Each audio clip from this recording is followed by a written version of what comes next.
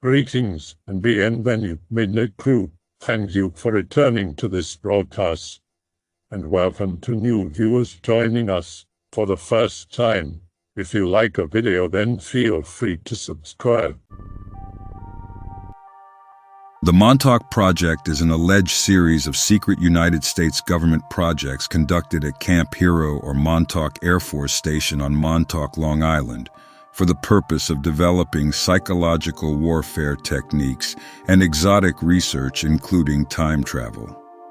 Jacques Vallée describes allegations of the Montauk Project as an outgrowth of stories about the Philadelphia experiment. The facility was expanded to as many as 12 levels and several hundred workers.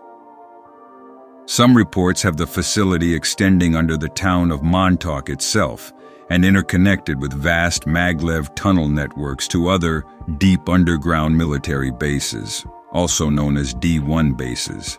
Mass psychological experiments, such as the use of enormous subliminal messages projects and the creation of a Men in Black Corps to confuse and frighten the public, were invented there. Camp Hero State Park is a park located on Montauk Point, New York, that offers a beach, fishing, hiking, a bridle path, biking, and cross-country skiing. It is the former site of Montauk Air Force Station. The site known as Camp Hero, or the Montauk Air Force Station, was originally commissioned by the U.S. Army in 1942. The site was chosen because of the fear of a New York invasion that might be staged from the sea. It was a coastal defense station that was disguised as a fishing village. Camp Hero was named after Major General Andrew Hero, Jr., who was the Army's commander of coastal artillery. He died in 1942. In 1984, the General Services Administration attempted to sell the entire facility to real estate developers. Local environmental activists protested, claiming that the site had many unique ecosystems and animal habitats. The remaining portions of the military reservation at Montauk were decommissioned, and most of the facility, including Camp Hero, was donated to the National Park Service, which then turned it over to the New York State Department of Parks. Portions not deemed environmentally sensitive were sold off. In 1992, Preston Nichols and Peter Moon wrote a book called The Montauk Project: Experiments in Time, in which they alleged that secret experiments were carried out at the Camp Hero site. Camp Hero remained largely undeveloped through the 1980s and 1990s. In 1996, a feasibility study was undertaken for developing the site as a golf course. However, environmentalists were concerned that the golf course would impact rare species of plants and endangered wildlife such as the blue-spotted salamander and eastern tiger salamander, and irrigation would deplete limited sources of groundwater on the peninsula. Although there was a great demand to create new golf courses on Long Island, particularly on the East End, the idea of creating a new golf course in Montauk, in addition to Montauk Downs State Park, was dropped in 1999. The site, now called Camp Hero State Park, was opened to the public on September 18, 2002. There are plans in the works to create a museum and an interpretive center that will focus on World War II and Cold War history inside the radar tower. Some parts of the camp remained closed off and guarded, especially the areas near the old satellites and military installations. According to the legend, sometime in the 1950s, surviving researchers from Project Rainbow began to discuss the project with an eye to continuing the research into technical aspects of manipulating the electromagnetic bottle that had been used to make the USS Eldridge invisible, and the reasons and possible military applications of the psychological effects of a magnetic field. The legend goes on to say that a report was supposedly prepared and presented to Congress, and was soundly rejected as far too dangerous. So a proposal was made directly to the Department of Defense promising a powerful new weapon that could drive an enemy insane, inducing the symptoms of schizophrenia at the touch of a button. Without congressional approval, the project would have to be top secret and secretly funded. The Department of Defense approved. Funding supposedly came from a cache of 10 billion US dollars in Nazi gold recovered from a train found by US soldiers in a train tunnel in France. The train was blown up and all the soldiers involved were killed. When those funds ran out, additional funding was secured from ITT and Krupp AG in Germany. Work began at Brookhaven National Laboratory on Long Island, New York, under the name Fakeness Project. But it was soon realized that the project required a large radar dish, and installing one at Brookhaven would compromise the security of the project. Luckily, the U.S. Air Force had a decommissioned base at Montauk, New York, not far from Brookhaven, which had a complete SAGE radar installation. The site was large and remote. Montauk was not yet a tourist attraction, and water access would allow equipment to be moved in and out undetected. Equipment was moved to Camp Hero at the Montauk base in the late 1960s and installed in an underground bunker beneath the base. According to conspiracy theorists, to mask the nature of the project, the site was closed in 1969 and donated as a wildlife refuge park, with the provision that everything underground would remain the property of the Air Force, although in reality, the base remained in operation until the 1980s. The park has never been open to the public, under the excuse of environmental contamination. Experiments began in earnest in the early 1980s. During this time, some or all of the following occurred at the site. Although there is limited evidence of these things being real or not, the government continues to not speak of the place openly. The facility was expanded to as many as 12 levels and several hundred workers. Some reports have the facility extending under the town of Montauk itself. Homeless people and orphans were abducted and subjected to huge amounts of electromagnetic radiation to test mind control technology and remote brain programming. Few survived. Experiments were conducted in teleportation.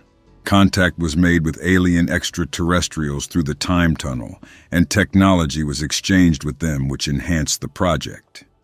This allowed broader access to hyperspace.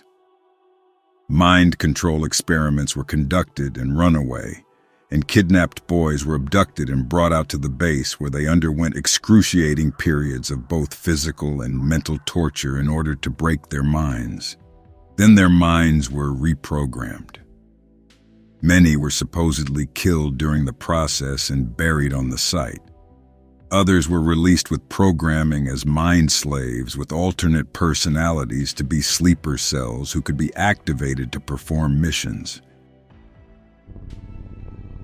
I regret not taking pictures today because I didn't think I'd be posting about this. I never fucking post on /x/, but this shit is creepy.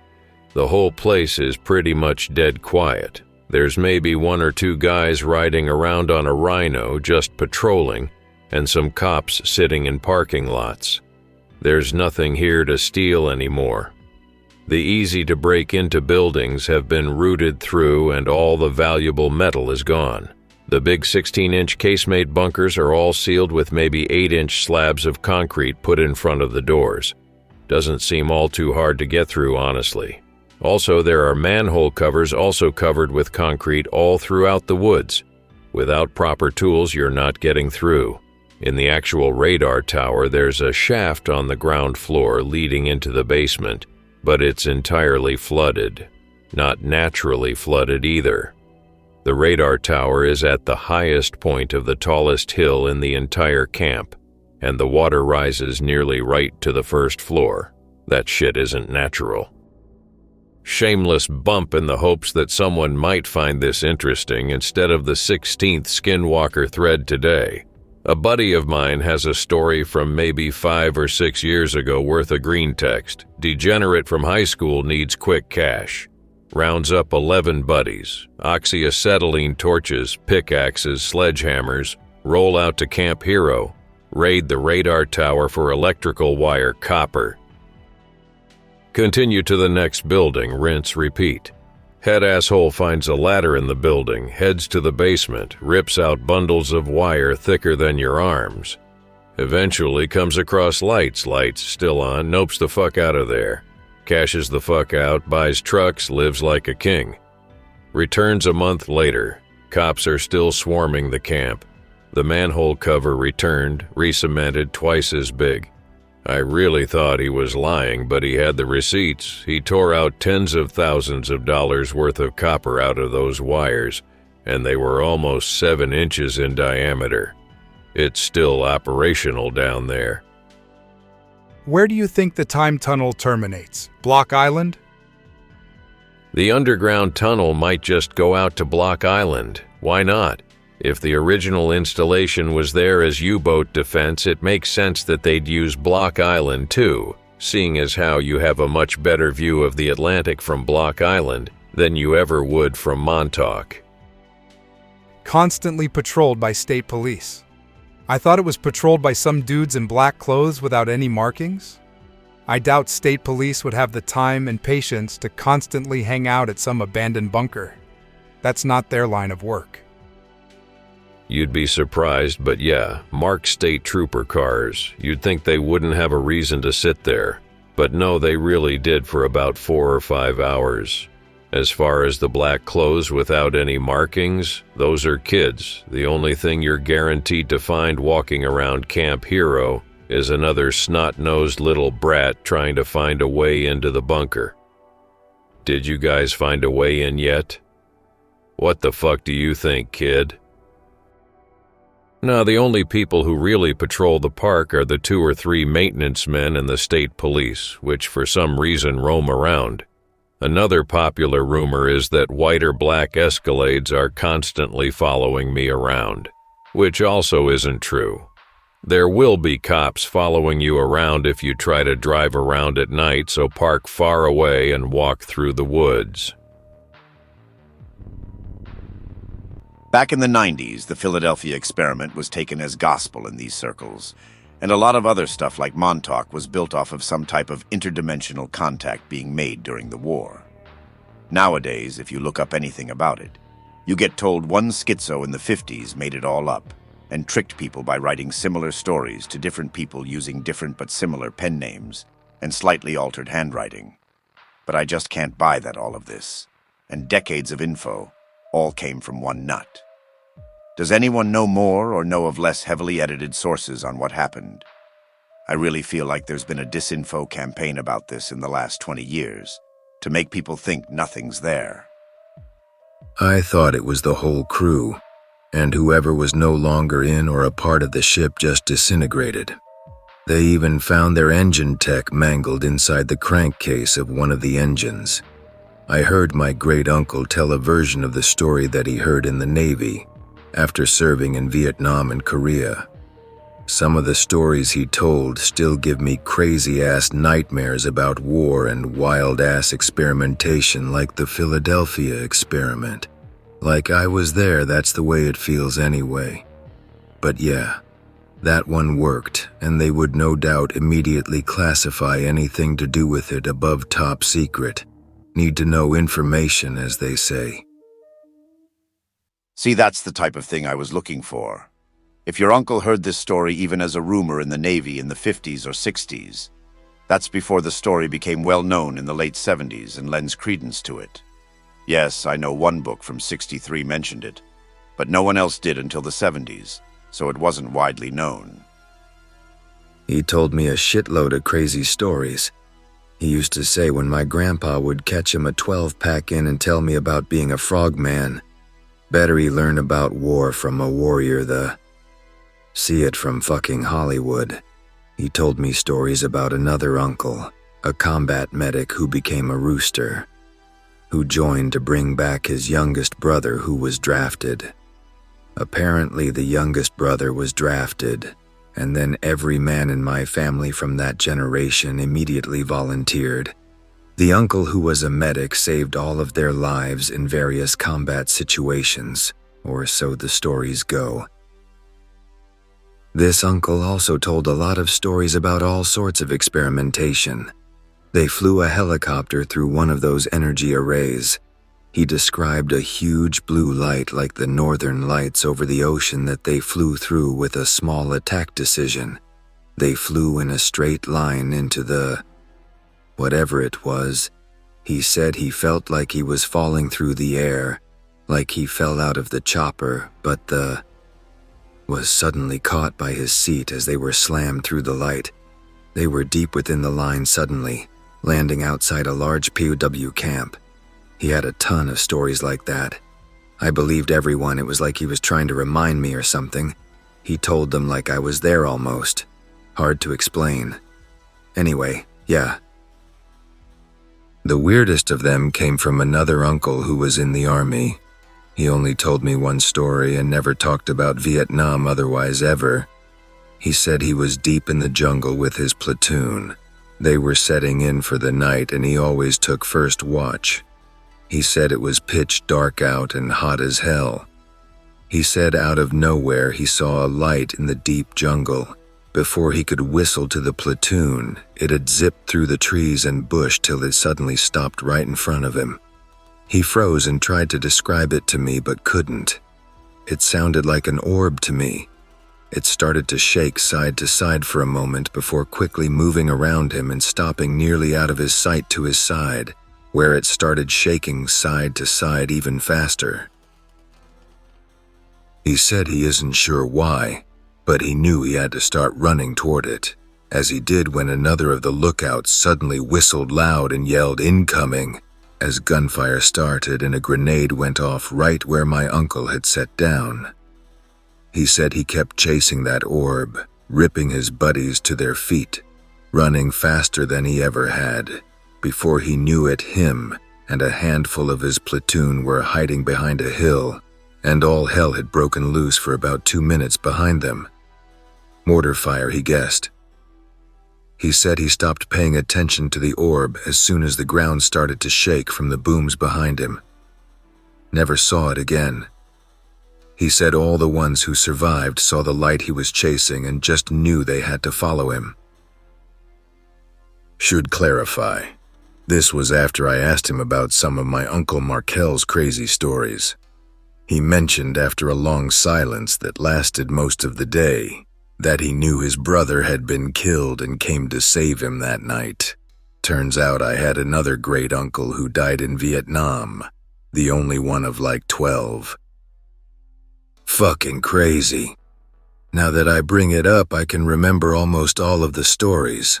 My Uncle Markel's talked about this uncle who died all the time, saying he died right when they all got to Vietnam. Something about a grenade and a mortar pit that was dug into a hill. The only way to get into the pit was to crawl through a foxhole, according to my uncles. Said he saved a lot of boys that night, and he never left them.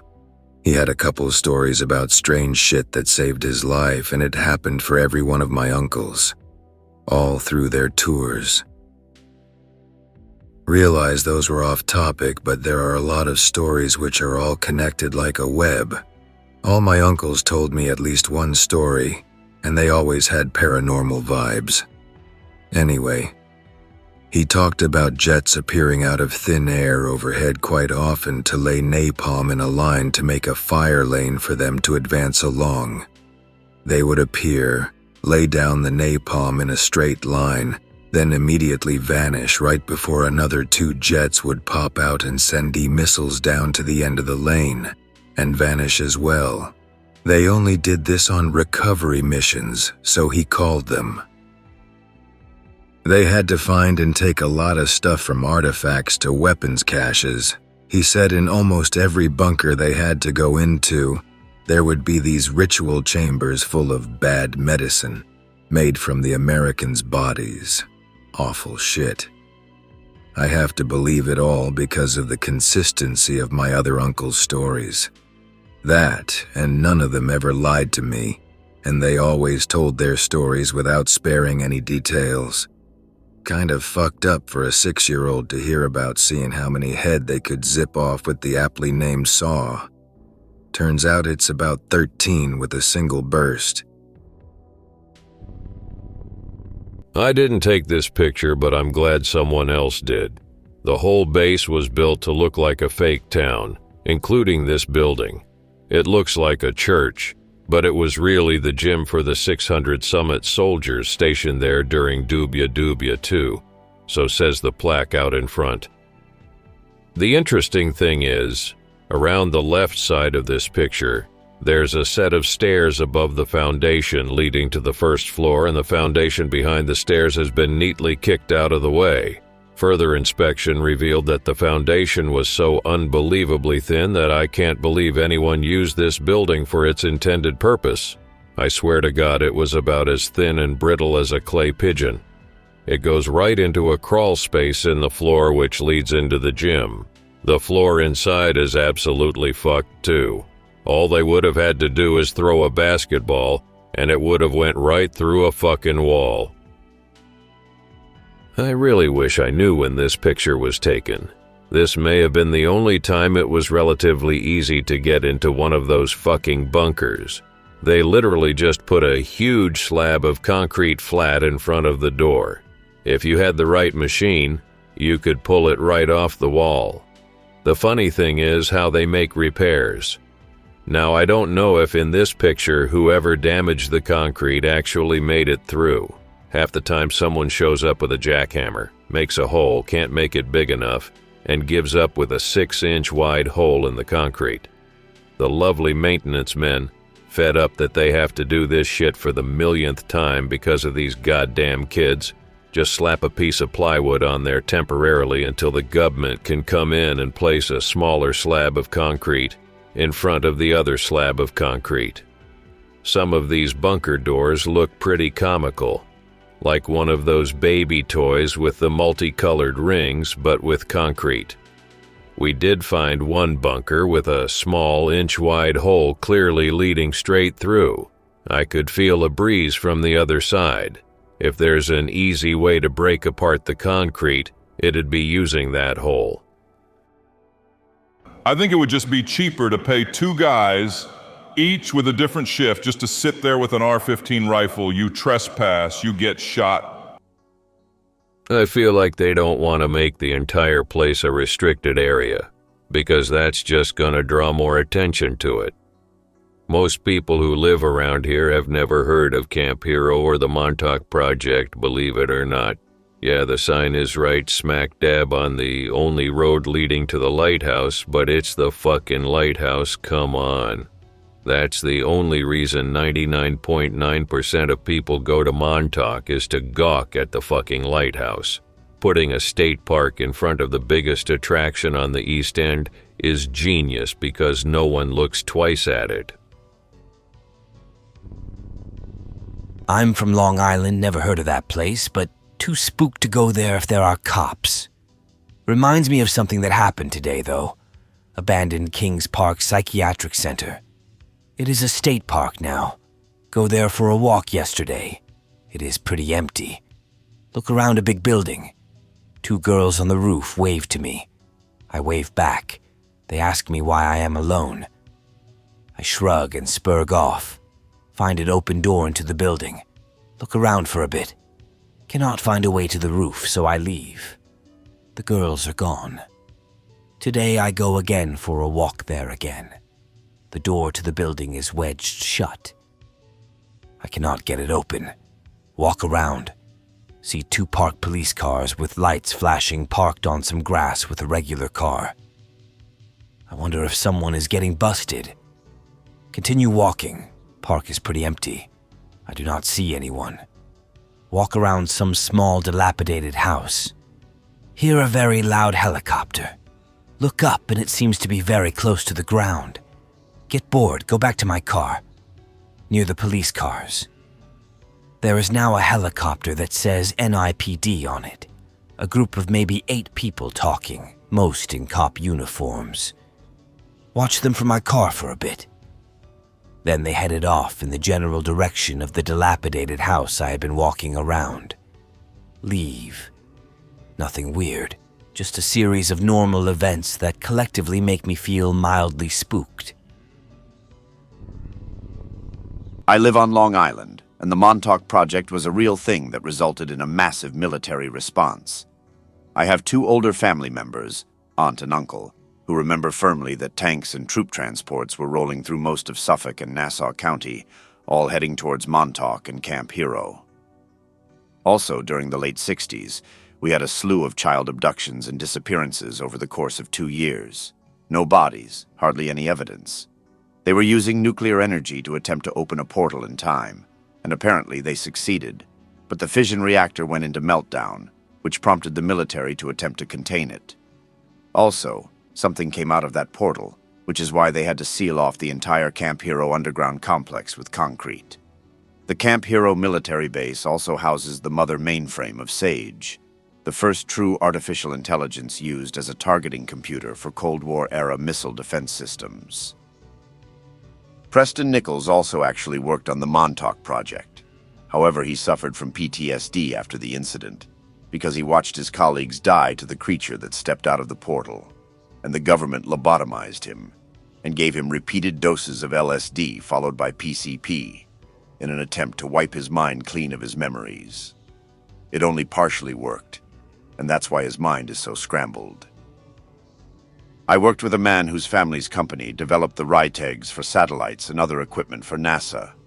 He has degrees in electrical engineering, pneumatic engineering, and mechanical engineering. He claims to have worked alongside Preston Nichols before he got involved in the Montauk Project. This was when he was sane, and they both graduated from Tampa University.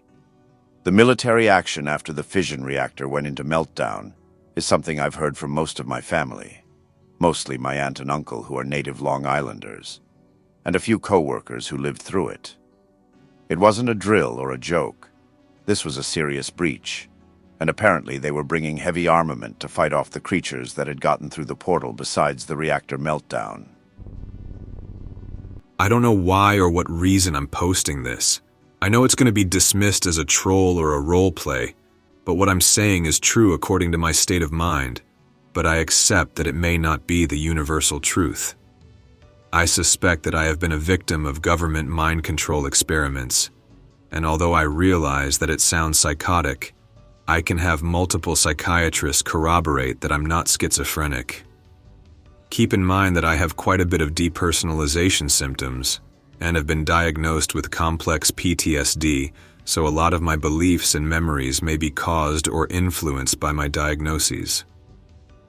I was raised from a young age to believe that I had some kind of psychic potential by my mother, who was a psychopath. My grandmother led me to believe that she worked for the Air Force and was involved in the Montauk Project. I've had odd experiences involving helicopters, vivid dreams of conversations that have then occurred, and intense déjà vu, and although I want to dismiss them as insanity, my experiences lead me to believe otherwise. On top of that, real odd synchronicities that are statistically really fucking improbable, and it's driving me fucking insane. My mother worked for NASA when I was 4 years old. How she managed to work for NASA with her insanity and psychotic behavior, I have no idea.